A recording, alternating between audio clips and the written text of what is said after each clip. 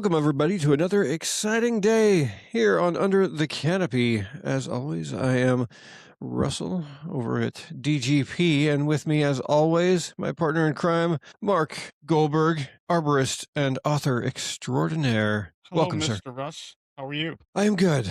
Everything's crazy right now, but it's all right. I Just was running on behind. Instagram earlier and I saw there's actually dates for the Lubrication Across the Nation tour. Yes, the first official announcement. We kind of snuck it in there with the promo of next week's show over there at Arbor Fest here in North Carolina. Actually, I'm kind of stoked. It's like 2 hours from my house. Oh, that's awesome. I don't have to drive for 12 or 14 or 16 hours like I did last week. So I'm stoked. Yeah. That's We're a actually going to have the DGP van. So okay. Scott is going to be picking me up from my house, and then we're going to drive off into the afternoon. So, going to be driving off into the afternoon sun on our way to Asheville, North Carolina. So it'll be exciting. Be a good trip. But before we get into all of that, let's take a moment to talk about our sponsors, shall we? We have, of course, DGP, which we are both wearing the same hat today. If you're not watching this on the YouTube so you can see us, then shame on you. If you're listening to it, then great. That's cool. I mean, but shame on you still, because you should be able to see the amazing Adonis that is Marc Goldberg I in front of appreciate me. that. So I have So to true. make sure to see him. But we have DGP, and that's right. Today's product of the day is DGP Multi-Use. It is one of my favorite products that we have, Multi-Use DGP Biodegradable Oil. You can use it just like you would for any kind of 40, except it not only penetrates, it also lubricates. So just like my garlic bread, straight out of the oven. It's a wonderful thing. So then we also have another thing that Marc is promoting right now just by being here in his happy self. Oh, yeah. Bootyfire.com. It's my That's right. favorite hot sauce and rub. Booty Fire. Booty Fire Fire. sauces and seasonings. That's right, sauces and seasonings. The greatest purveyor of sauces and seasonings the world has ever seen. Booty-fire.com. You can find them, and you can also find them on the interwebs as well on Instagram. Out of Texas, but their store just opened recently, so you can buy all of the goodness and have it delivered straight to your home like I did. Speaking of which, I need to make another order here soon. I think that about covers the sponsors. Yes. So let's move into section 2 of things. What are we talking about today? We're going to talk about education, continuing education units, and just doing what you got to do to stay ahead of all, I wouldn't say competition, but just to, when you go out to a job site, that you have that knowledge. So I went to my second seminar in 2.5 weeks, Russ. It was a good one today. We talked about the palm weevil, which is a major problem here in Southern California and the destruction it's doing. We talked about integrated pest management. So a lot of good stuff today. And that was run by University California Co-op Extension. So it was a really busy, there was a lot of people at that one today. Nice.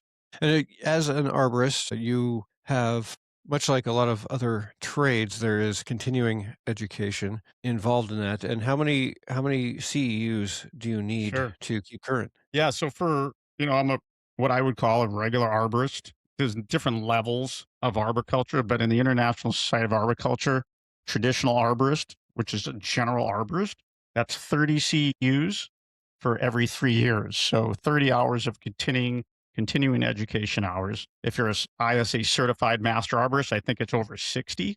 And then there's also the consulting arborist, and there's some other arborists in other fields. So that would be, a little bit more. So, but traditionally it's just 30 for what I'm doing. And for you, because I know it varies. Obviously, you have a multitude of CEUs out there that you can Sure. take in order to qualify for this. But are there particular things that you look for when you're looking for CEUs?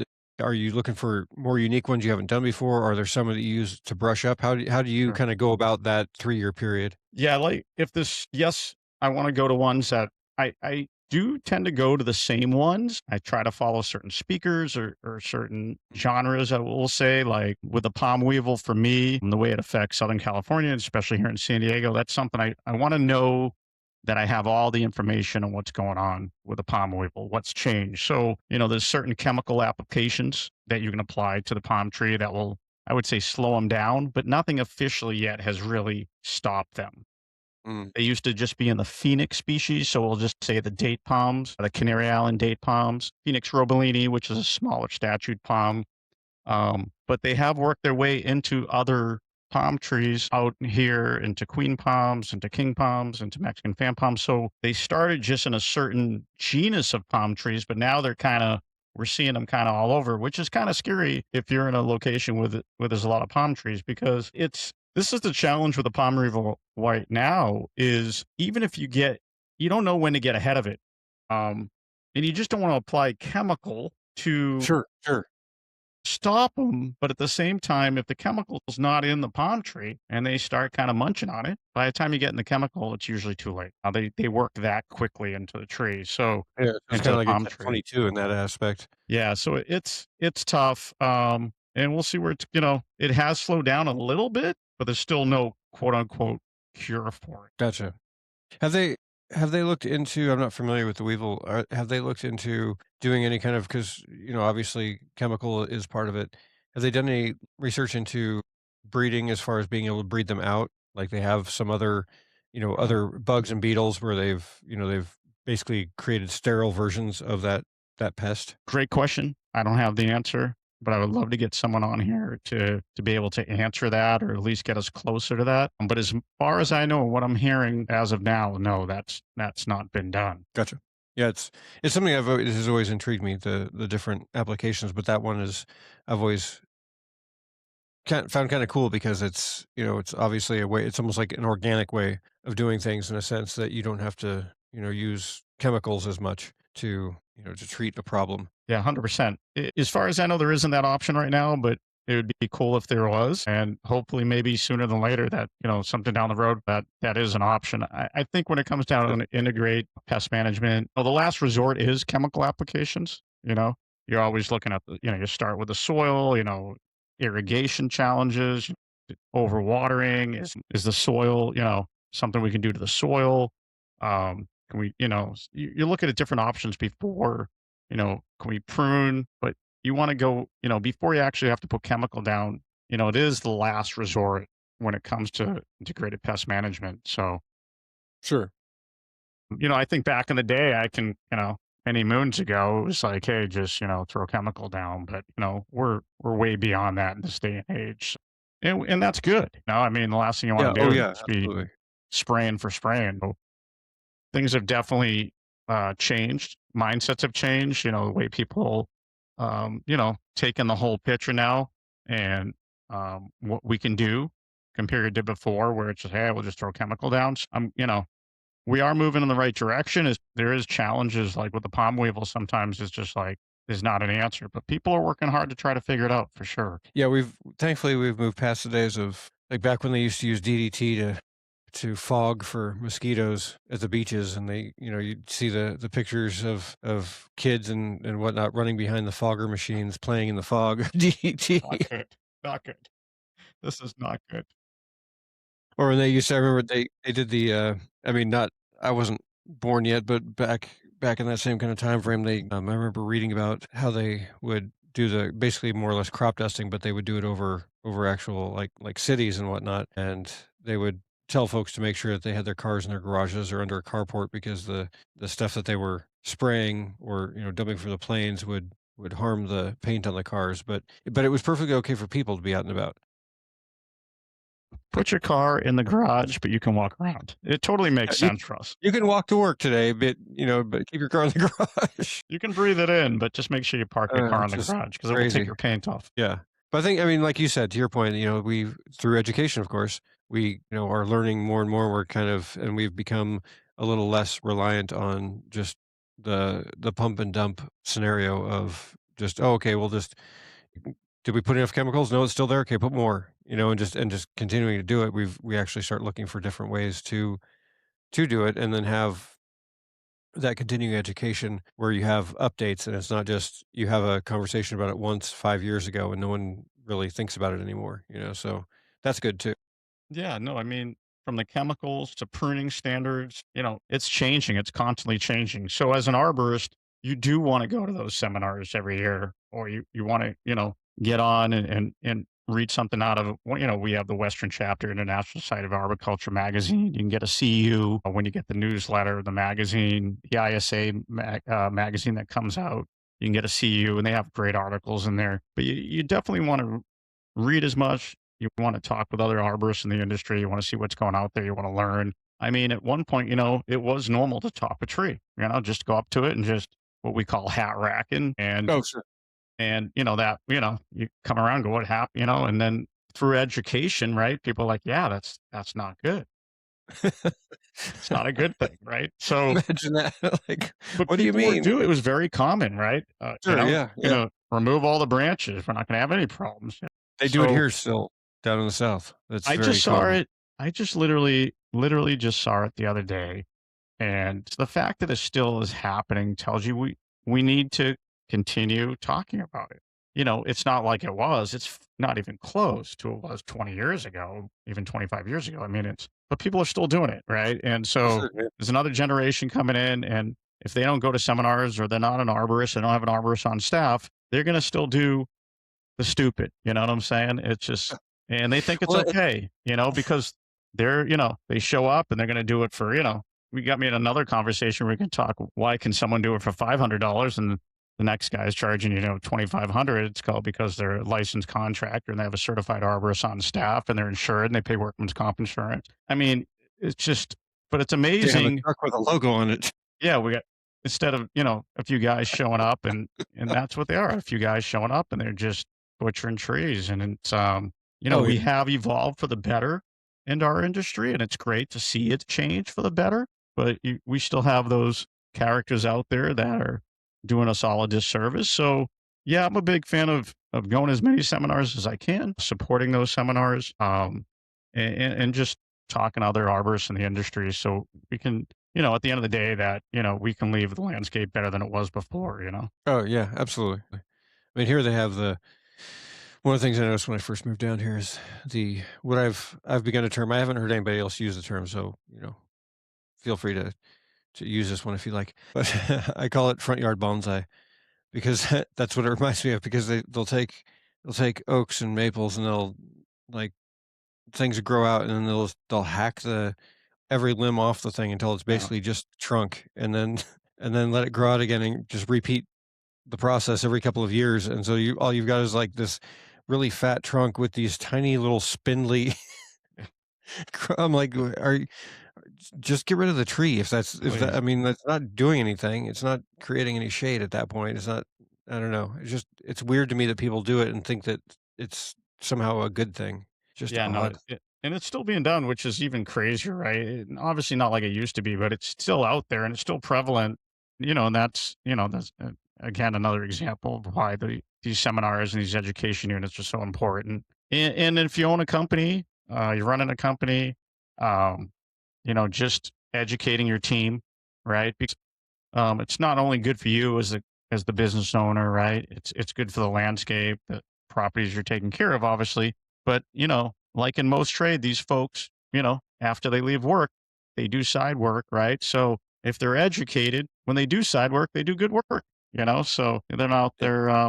there, hacking the trees, or hacking the shrubs and doing bad work. So share the message. I'm always talking to people that work with me and work for me and I work with. We're always talking about, what's going on, can we do differently, putting on game plan and strategies and best ways to prune. And I mean, what's pretty interesting of late is we're leaving, some trees that are dying or declining. We're leaving those in an area so, wildlife can still hang in there and nest up in those dead tall trees. Again, this wouldn't be a tree that's next to a sidewalk, next to where there's a lot of targets, right?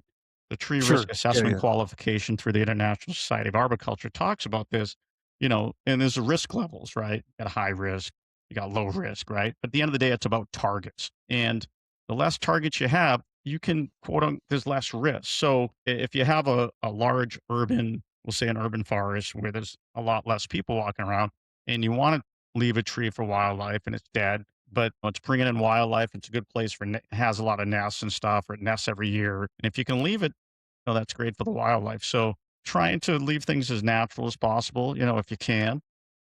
Mhm. But again, when you're in an urban forest with a lot of targets, a lot of sidewalks, a lot of people walking, a lot of streets, and a lot of vehicles. You can't be as liberal, but there is areas where you still can be. Again, it's up to the arborist. I think one of the things I really love about arboriculture and managing urban forests is I look at it as like a painting. It's an empty canvas. I go in there and I do my best to try to put a strategy and a game plan together.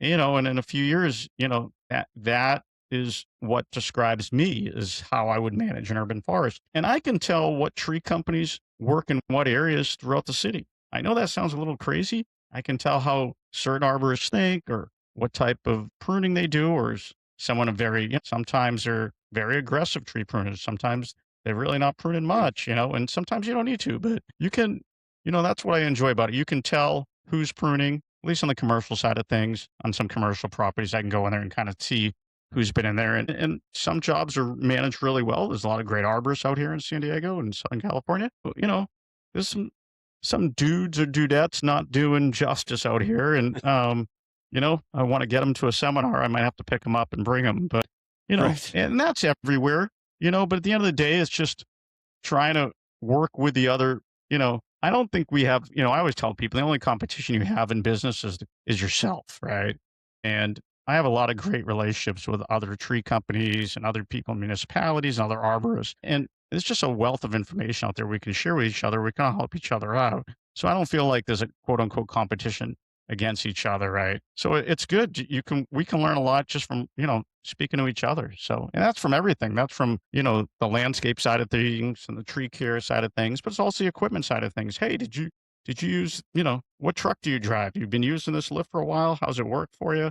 Because some companies, they're going to let you know, yeah, this didn't work out or what we thought, or we don't use it this piece much anymore, or, Mhm. yeah, just start those conversations.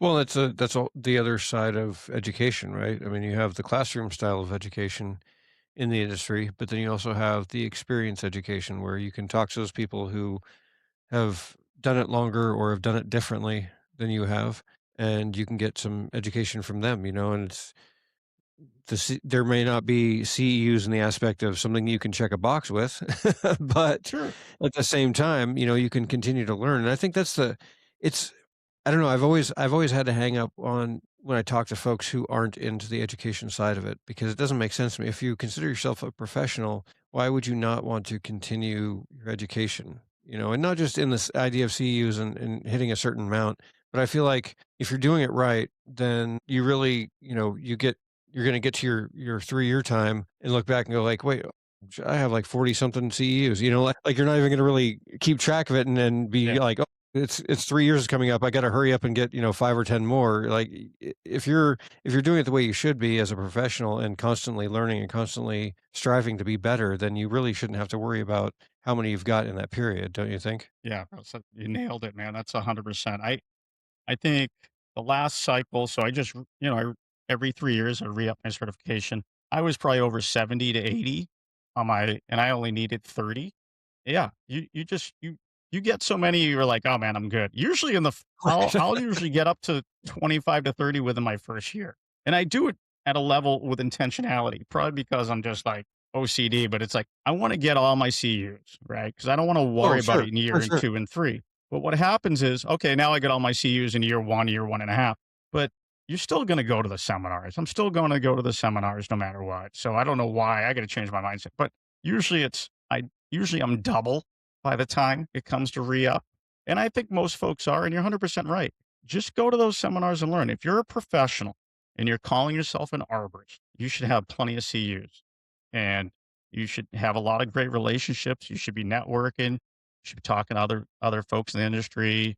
Um, have those connections, because you know, if I come on to stuff, I might walk on a tree and go, what's going on? Why is this tree Mhm. declining?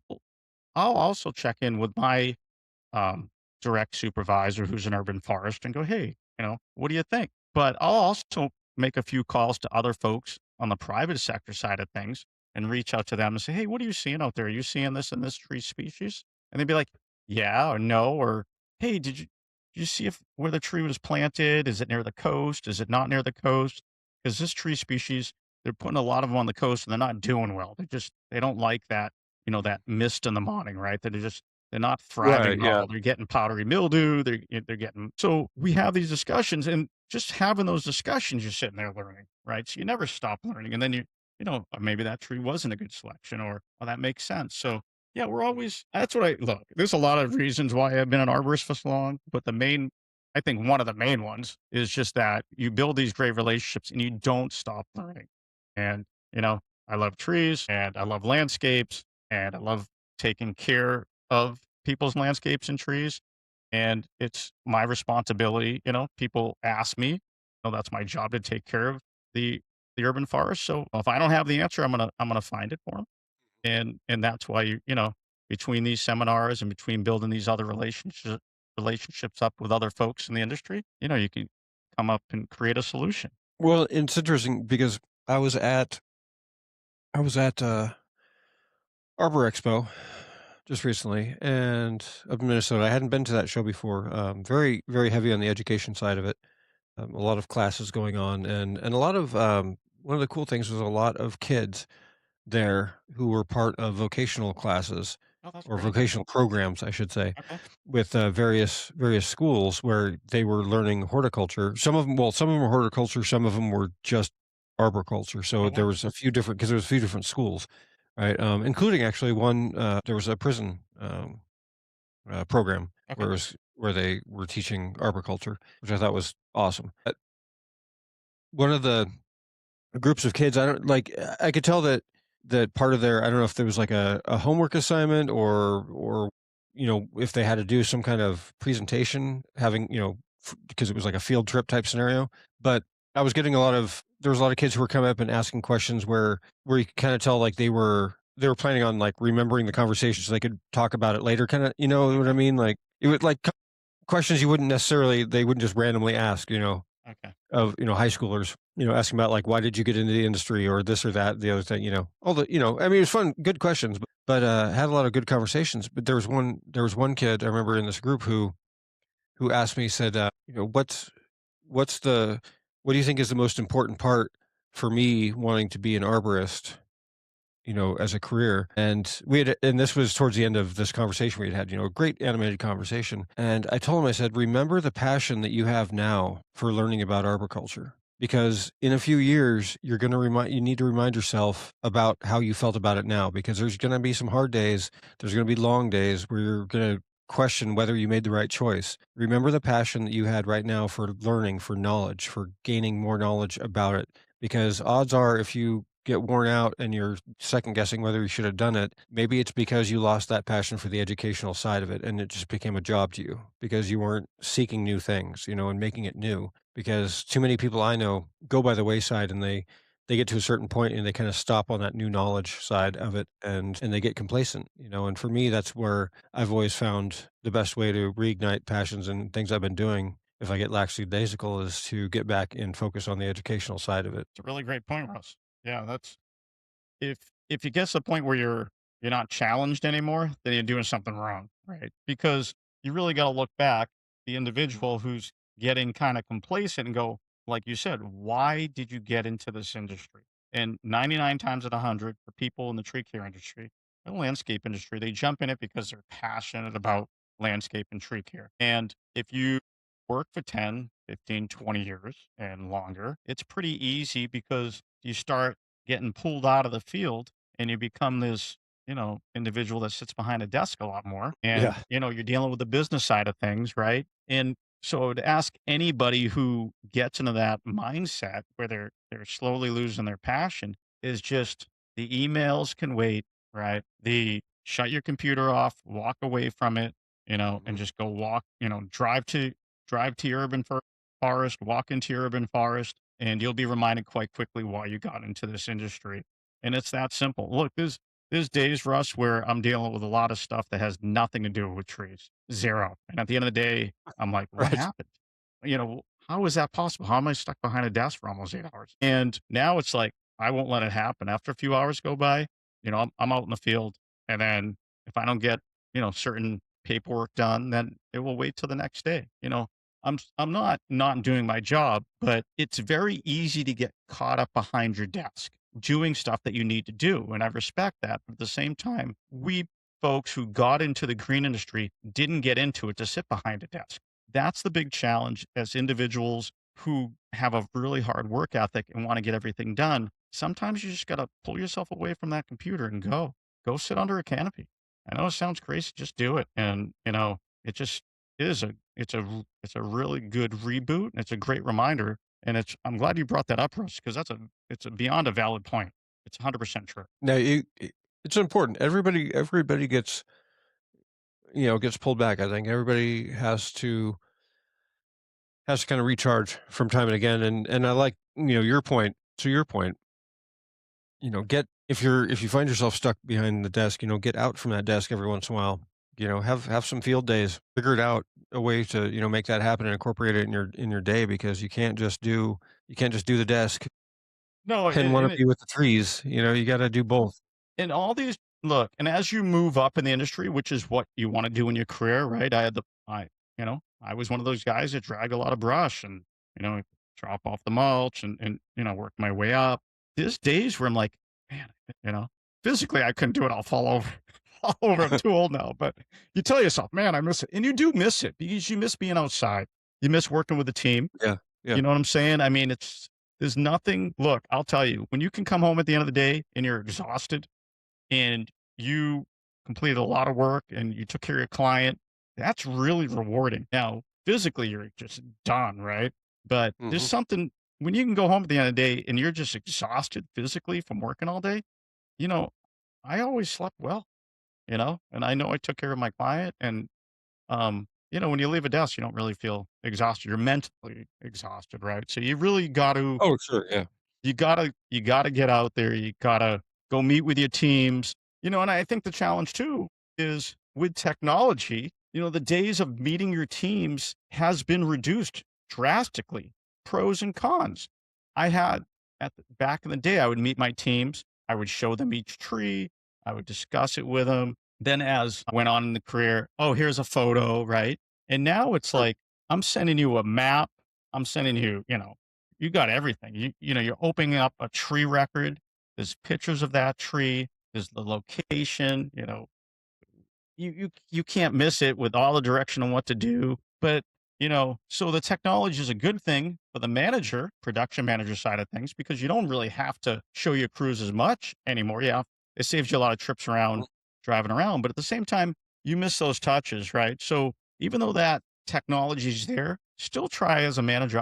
I would tell anybody, just still get out in the field every day, meet with your teams, touch base with them. When it's hot, make sure your cooler's full of Gatorades. Say hi. It goes a long way. I think that's funny. The technology's gotten to the point where as a manager, it saved you a lot of time, but it also has you really got to now concentrate on something different, which is maintaining those personal relationships because you're not seeing your teams as much as you used to. I really feel that with technology, where we're at with technology, that the race to efficiency has put humanity in second place in that race. We're so driven on how can we make things more efficient? How can we make it Yeah. faster? Which software can I use for this? Which software can I use for that? Which app? How can I do these things? Is it email? Is it text? Do I even have to do that? Can I now just put it in an app and it just automatically alerts the team of what their jobs are for the day? And don't get me wrong, I'm not saying those things are bad. Efficiency is a good thing. However, I believe, like you said, you still have to balance it though.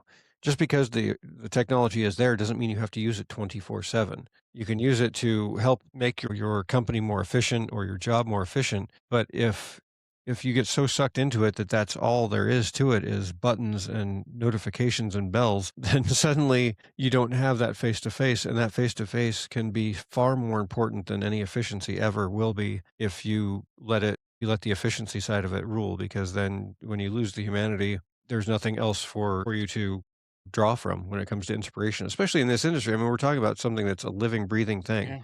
We're Right. not, it's not a widget that fits into another widget and it moves down a line. We're talking about something that is there, a living being. It's a really valid point, Russ. And also, I know when I'm in the field and I meet with my team and I'm looking at a job, I'm seeing things that a photo doesn't always point out. Hey, do you see that broken branch, about 35 feet up or over there on the west side? Oh, okay. I mean, I didn't see it in the picture, but I saw it when I was in the field, right? hey, when you're up Mm. there, can you pull that out? You know? Seeing how the tree moves in the wind. Yeah, you're Can't do seeing that in a picture. seeing yeah, and things. Hey, you know what's going on here? You know this root's lifted up, or I'm seeing some dieback here, or man, there's Mm, I always mhm. see tire marks under the canopy. Who's driving in here? Is there broken irrigation? So now I'm gonna go speak to other people that as a team, how we manage this, who's managing it, what can we do to prevent Yeah. that? When you get mulch down, we need to, protect Well, this. mulch is a big one because most of the time when you're looking at a picture of a tree, It doesn't tell you anything. the ground level is usually not in there. It's the It's canopy that just the you're looking canopy at, right and there. then you see the ground, you're like, "Oh, well, there's 3 feet of Yeah. mulch on this tree." Yeah. Well, there's all of a sudden there's frass there and there's, there's borers working their way out of the trunk. And you didn't see that 3, 4 months ago. Right now, but it's spring. Now they're coming out and you're like, oh man, we got another problem here. Right. So Yeah. yeah, it is funny, right? It's the old saying, a catch 22, it's good and bad. And it's, you gotta balance it. And I think that's been probably one of my biggest challenges as a manager is you're accepting technology, you're learning, you're growing, but you can't forget about going in the field and really looking at the tree, touching the tree. Alex Shigo's back said in the day, you got to go touch trees. Yeah. Yeah. Sitting Yeah. there, you put your hand at that trunk and you're touching it. I know it sounds weird. Just put your hand on the trunk. Just put it on the trunk and just close your eyes for a minute, man. Do it now. Do it now All of a before sudden, March smacks you. I'm not saying I'm gonna, start dancing with this tree, but there's all of a sudden you just feel connected at a different level. Like, Yeah. hey, No, absolutely. you're Absolutely. looking at it. It's a whole different thing. And so if there's any old folks like me, old dinosaurs out there as arborists, and you're losing that passion a little bit, that edge, and all you're doing is billing and human resources and accounting, and get in your truck, drive to the job site, go meet with your guys, bring a sandwich, bring some Gatorades, go talk with a client, go walk around their property. Sit You'll in the feel tree for a great. while. Yeah, Just 100%. Yeah, just get I'm gonna out. sit up. I've always gone by the thing of, I would much rather I would much rather move with a tree than watch a tree move. And the only way to do that is to be with the tree. Yeah. You can stand back and watch it, which is a beautiful thing. I do it in my backyard all the time, but there's a whole different experience when you're sitting in that tree. And I'm not talking about climbing 50 feet up in it. Hmm. You know, just Yeah. hanging out next to the tree, even if your back's against it. Yeah. That's why I like some of the smaller trees for that reason because they move. You can feel them move in the wind still. Oh, Some of the bigger trees, it's a little hard to feel yeah. that breeze in the canopy. Yeah, the trees, look, they're talking to us, man. I've always told people, just listen. They may not talk to you like, "Hey, hi, Mark, how are you today?" But they're gonna talk to you, and you're gonna find out a lot just by being there. And if they do talk to you, just don't tell people they're talking to you because they'll think you're crazy. But it's definitely Yeah, just keep that on the down low. yeah, Mark's not allowed. keep that on the down Mark's not low. allowed to talk about Yeah, that anymore. we He don't. has a court order against that. Yeah. We don't. If just as a warning, if the trees are talking to you, do not tell anybody. But if they're going to be talking to you in other ways, and yeah, you're not going to get that behind a desk for sure. That's another segment of the show called Under the Canopy After Dark, where Mark That's talks that's a talks midnight to show where I trees. I really tell you what I'm doing with the trees and how I'm really talking to them and they're talking to me. So, but that's a different episode. Speaking of inspirational things, we need a quote. Oh, I got one set aside for education, just to let you know, because I knew Oh, we were look at that! talking You already about. got it. I already got. So that's how. Here I was trying to figure out how I was going to come up with some delay time thing, so you Well, can you like. gave me a heads up about 45 minutes ago. You say, "Hey, let's talk about education." I'm like, "Okay, let's open up one of my favorite books, an arborist point of view from Under the Canopy." This is And who is that by? by Marc A. Goldberg. Mark A. Goldberg. I hear that's available on Amazon and also in, I believe, the University of San Diego, the bookstore. Is that right? Yeah, available at the UCSD Bookstore. Pretty much anywhere online, and definitely on Amazon. So if you want to pick yourself up a copy, that would be awesome. Even a digital version is quite affordable. You can pick that up as well. So this was quote 78 on page 45. I wrote, surrounding yourself with like minded people produces like minded results. Surrounding yourself with smarter people with other knowledge and experience from yourself creates true change. So, yeah, I mean, it's easy to Outstanding. look, and it is really easy. I'm a victim of this. I've sat around many people for many years when I was younger, and we'd have the same conversations. And I did nothing. I didn't change. And when I surrounded myself with smarter people who were more successful than me, my head blew up, and I was like, oh wow. And yeah, that's when it kind of hit me. Like, yeah, there's a big world out there, and you're never gonna have all the answers, but doesn't mean you don't stop chasing them, and it's only going to make you better and make everybody around you better. So, Yeah. yeah, that's where I'm headed. Well, I would hope that no one. I mean, my hope for people would be that they are not on a journey to try and know all the answers, because that would be a very boring life if you actually succeeded. No, I mean, Russ, I can honestly say there's times when I've been around folks, for months on end, and we just have the same conversations. And then I was a lot younger back in, I would say my late teens, Sure, early sure. 20s. You thought you knew everything, but you didn't want to really, you didn't quote unquote really push yourself or challenge yourself. I know I didn't. And then, Oh yeah, because the feeling of thinking you know everything is great. yeah, it's like, oh, we're all in the same, we're all right, right? And then you're like, what? When And you're you're like, young and everyone agrees with you and everything's yeah, fine and dandy, yeah. yeah, there's yeah. There's, there's- I can get, I'm going to go, I don't want to go on a tangent. I know we're at the end of the show here, but I've been listening to a lot of folks lately, and to me, there's a difference between the word nice and the word kind, right? And after I kind of created my own thing where nice is someone who's not really genuine and putting a smile on. They're being nice. At the end of the day, they're expecting something out of this, right? Sure. Kind, you're doing it because it's the best. It's just the right thing to do. And it's out of the bottom of the heart. You don't expect anything in return. Try to surround yourself with kind people, and your life will only get better. Do not surround yourself with nice people. Well, that's another two quotes now. Two quotes tonight That will be in the new book, An Arborist Point of View from Under the Canopy, Volume 2. under another canopy. Under another Mark, that's a great way to end this. Great way to end this segment. I appreciate you, brother, for jumping on with me as always and doing this show. It's always fun, and I learn something from you every time we do the show. So it's a win for me as well, because I consider you one of those people that I surround myself with, because you have so much education to be able to share with me and make me a better person for it. So thank you for that, and for all the fun on the show. It's a blast every time. I look forward to it. Well, I appreciate it, Russ. And yeah, I mean, I really enjoy being around you, man. You keep challenging me, and I love it, dude. So yeah, this is fun. Thank you so much, everyone, for joining in on the fun and adventures. We'll be back again. Make sure to follow us on, in all the places, and as far as Spotify, iTunes, YouTube, wherever it is that you take this in, and share it with everybody, and let them know as well that it is a thing. But until then, thank you for joining us here on another episode of Under the Canopy. Brought to you by DGP Dynamic Green Products. ChangeYourOil.com is where you can find them. Bio-based, zero compromise, because they're all about performance, people, and planet. And speaking of people and zero compromise, we have Booty Fire, sauces, and seasonings. Booty-fire.com. You can go and find everything you need there. So thank you once again. We will see you the next time. We are out. Peace.